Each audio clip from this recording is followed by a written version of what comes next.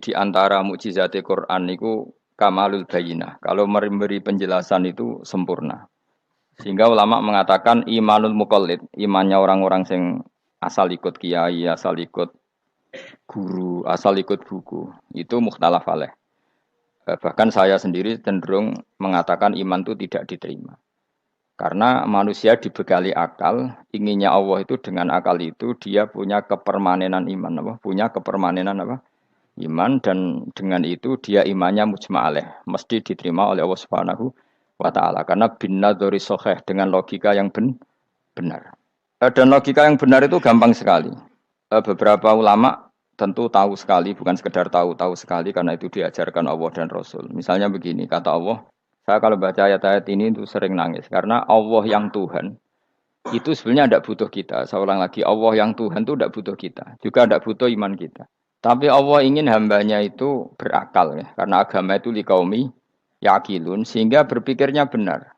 Misalnya gini kata Allah, enggak apa-apa kamu menuhankan selain saya itu enggak apa-apa kata Allah. Enggak apa-apa Yesus kamu katakan Tuhan enggak apa-apa, kamu katakan batu Tuhan enggak apa-apa.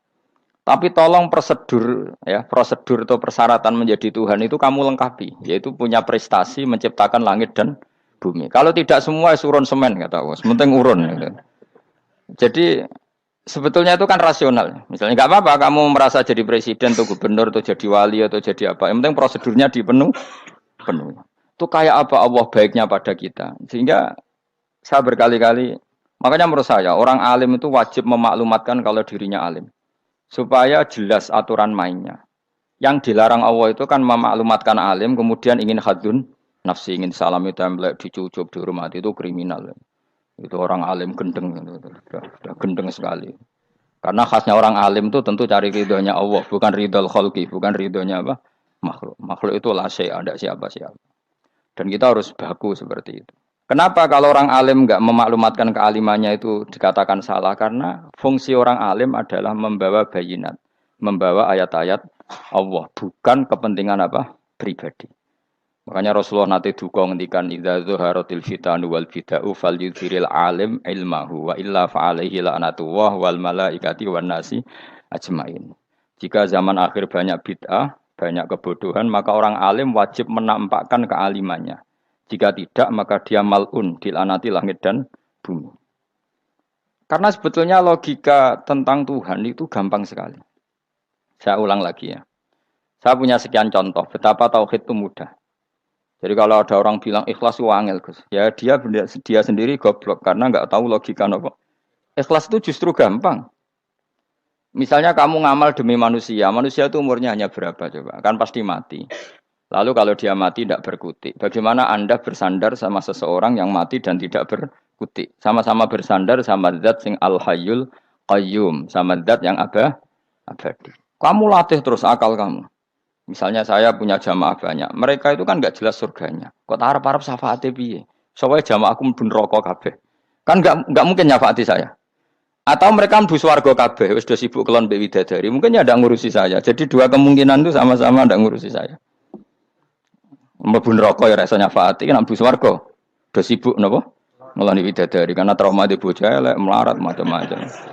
Sehingga kiainya saja wis ora takok Gus Banang ndi wis ora takok. Seribet dhewe no. Nah, tentu saya juga sibuk sowan pangeran sudah itu makom saya sudah sibuk sowan pangeran.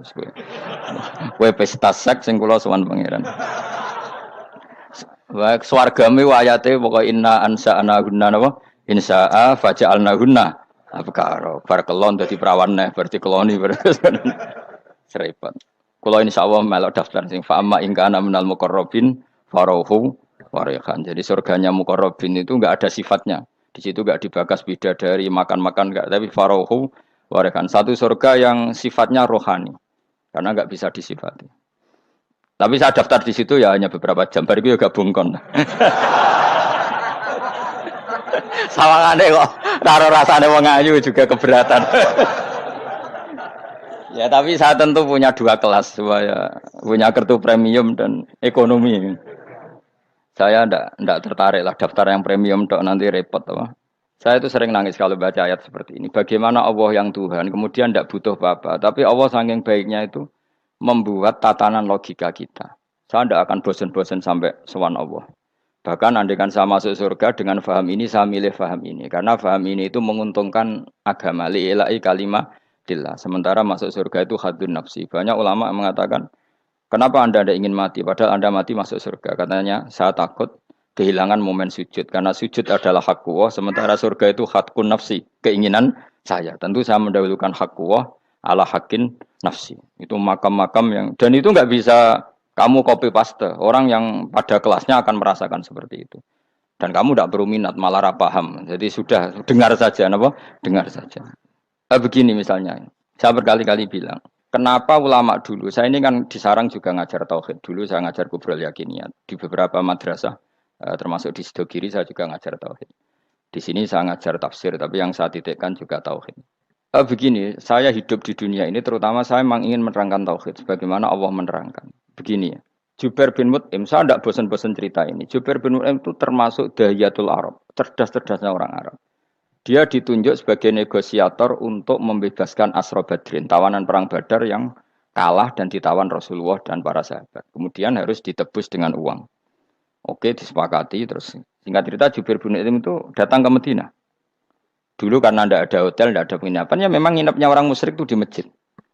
Ya sehingga itu lazim saja. Kamu tidak usah jadi liberal kemudian bilang musyrik boleh di masjid. Ya tidak perlu seperti itu. Kamu juga tidak perlu goblok mengatakan nggak ada ceritanya orang musyrik ngidam di masjid. Karena ya ada tarehnya seperti itu. Jadi tidak perlu goblok ya tidak perlu liberal. Paham ya? Kalau kamu bilang wah nangono wong musyrik oleh ngidam di masjid, kamu liberal. Padahal konteksnya dulu memang nggak ada hotel. Tapi kalau bilang nggak sama sekali juga goblok karena sejarahnya pernah ada. Milih goblok apa liberal? Apa milih jelas? Enggak milih aja, ngaco aja. 01 apa 02 apa 00. Milih mana? Goblok, liberal, enggak milih. Nah, ketika Jubair bin Mut'im itu datang, delalah Nabi itu sholat maghrib ngimami. Nabi baca surat Wattur wa kitabim mastur fi rabbim mansur wal baitil ma'mur. Kemudian di pertengahan surat At-Tur itu kan ada ayat yang menurut saya itu sangat bagus. Sehingga di kamar saya, di rumah saya itu tak figur ayat itu. Bahwa kita harus dilatih berpikir. Kata Allah memulai argumentasinya. Am khuliqu min ghairi syai'in. Apakah kejadian alam raya ini seisinya tentu diciptakan tanpa sebab. Misalnya begini, alam raya ini kata orang nihilisme atau komunis atau orang-orang paham nihilisme. Itu kan dimulai dari ketiadaan. Logika ini kan goblok sekali. Berarti kalau alam ini kadung wujud, kamu kan tahu kan langit bumi sekarang kan wujud. Ya, langit bumi sekarang kan jelas wujud. Berarti logikanya adalah al-adamu yakhluqu makhlukon. Sesuatu yang enggak ada menciptakan sesuatu yang itu kan aneh. Di mana-mana al-adam ketiadaan itu tidak mungkin yakhluqu syai'an atau yu'athiru syai'an. Di mana-mana ketiadaan itu tidak mungkin mengefeki sesuatu yang ada. Wong kamu sebut tidak ada itu berarti tidak mungkin bisa berbuat apa kan namanya tidak ada. Sekarang alam raya ini dimulai dari ketiadaan. Terus kamu simpulkan sesuatu yang enggak ada menciptakan yang ada. Itu gendeng apa enggak? Wih gendeng sarap itu. Orang usah dipatahin wong gendeng Barno yang mau mati dewi. Jadi makanya Quran menanyakan mereka am khuliqu min ghairi syai'in. Apa alam yang kadung wujud ini kemudian disebabkan oleh sesuatu yang tidak ada. Lalu kalau sesuatu yang ada pasti diwujudkan oleh yang ada.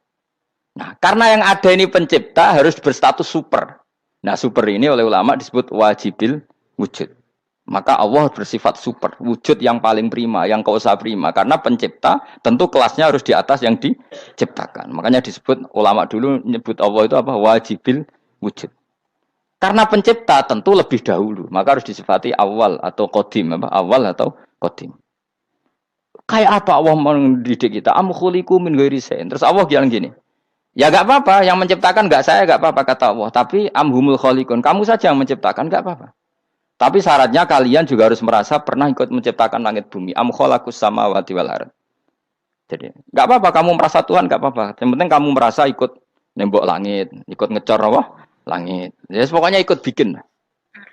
Terus kata Allah, bala yukinun, kamu tak suruh merasa menciptakan langit bumi, kamu juga enggak merasa iya, memang ya mereka merasa enggak kan?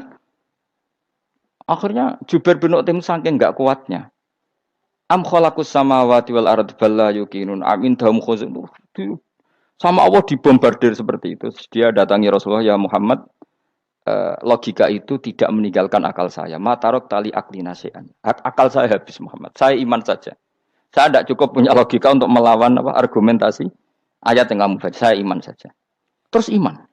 Makanya kalau ada logika nihilisme bahwa sebelum alam ini adalah ketiadaan, lalu pertanyaannya bagaimana mungkin ketiadaan menciptakan yang ada? Di mana-mana ketiadaan itu la yu'atsiru syai'an wa la yakhluqu syai'an. Jenenge wae tiada. Tiada itu ya enggak ada fungsinya, ya enggak ada efeknya, enggak ada prestasinya. Ya pokoknya namanya enggak ada ya enggak ada. Nah, ini penting saya utarakan. Terus di sini Allah mengulang lagi, enggak apa-apa yang lainnya kamu katakan Tuhan jadi mitra saya enggak apa-apa. Tapi tolong kata Allah, aruni madza khalaqu minal ardi, tunjukkan ke kami prestasi dia ikut bikin bumi. Kita tahu misalnya Yesus, Isa lahir di bumi. Bumi sama Yesus dulu mana? Dulu bumi, dia lahirnya di bumi. Lalu dia melata di bumi, jalan-jalan. Kemudian dia mengatakan ini bumi Tuhannya saya. Jadi bumi kok enak, dhisik aku je. Tua aku je, bodoh-bodoh pangeran aku dong. Lebih apa? Tua. Jadi Allah itu gampang sekali. Nah sekarang orang iman itu kuat semua. Makanya ndak wali-wali. Imane mbek Allah taklid, jaluke aneh-aneh, njuk bojo ayu, sugih, jabatan. Bela Allah secara hujah aja enggak pernah, sudah minta. Makanya kita ini hidup di zaman yang saraf massal. Lho kula nu njaluk pangeran akeh-akeh kuwi, coba kamu bela Tuhan tuh pernah bela apa? Bela Tuhan tuh gampang dengan argumentasi al-hujjah yang supaya agama ini tamkin fil ard, benar-benar mapan dalam logika. Yaitu tadi di mana-mana yang namanya sebab itu amrun wujudiyun. Di mana-mana sebab itu sesuatunya harus wujud. Paling tidak kita sudah menolak nihilisme. Apa? Nah, nihilisme. Lah wujud karena wujud awal harus berstatus prima. Lah prima itu dalam bahasa ulama disebut wajibil wujud. Makanya ulama dulu ngelatih kita itu pertama Allah itu siapa? Zat sing wajibil wujud. Itu satu filosofi yang luar biasa. Nah, kemudian setelah itu ada setan-setan kecil yang nganggur, yang iseng. Nah itu nggak usah kamu perhatikan. Tinggal delok TV, ngopi, terus tinggal nyate kelata. Enggak saya tamak, pingsan dewe. Sokor-sokor stres dewe. Dugaan saya setan saya gue pingsan, kurang gizi. Karena memang setelah itu setan goda gini. Lalu sebelum Allah jangan-jangan ada wujud yang lain. Lalu Allah sendiri awal mulanya gimana? Kata Nabi, jika ada pertanyaan seperti itu kamu harus berhenti. Tinggal delok TV atau tinggal penting aja delok dangdutan. Ya kalau kepeksa ora apa-apa, kelasem ae. Saya tidak menghalalkan tapi kan sudah kamu lakukan. Karena itu lebih baik ketimbang pertanyaan filsafat. Banyak orang yang dulu sholat ketika sekolah filsafat tidak sholat. Alasannya sampai menemukan jati diri itu Tuhan. Dan itu bahaya sekali karena Nabi berkali-kali bilang kamu jangan mikir tentang Allah pasti rusak. Orang kok mungkin rusak dari Nabi pasti rusak. Nah cara menghentikan gimana? Karena setan ini makhluk, akal-akalannya gampang. Tadi tak warai, saya sebagai ulama, atau sebagai manusia, atau sebagai orang awam, atau sebagai siapa saja. Kadang ada pertanyaan seperti itu. Tak tinggal anggeling dharma, kan pusing setan. Ini kan ngenteni. Weh, ngenteni bar lo anggeling dharma. Bariku aku lesu mangan mie. Bar mangan mie waret turu. Kan dia ngenteni terus. Mau bikin was-was lagi. Ternyata saya sibuk kan enggak bisa masuk deh. Bangun tidur aku selali pertanyaan tadi. Dinteni. Nah, dia masuk lagi aku sibuk ngajak anak jalan-jalan. Jadi saya kalau jalan-jalan di pasar itu wis enteni santai wae. Itu memang resep dari Rasulullah. Jangan sampai orang terjebak filsafat yang sampai menanyakan eksistensi Tuhan. Dan dia tidak mau iman, tidak mau sholat, tidak mau puasa sampai menemukan Tuhan itu siapa. Itu jelas minas syaitonir rajim, itu perilaku setan.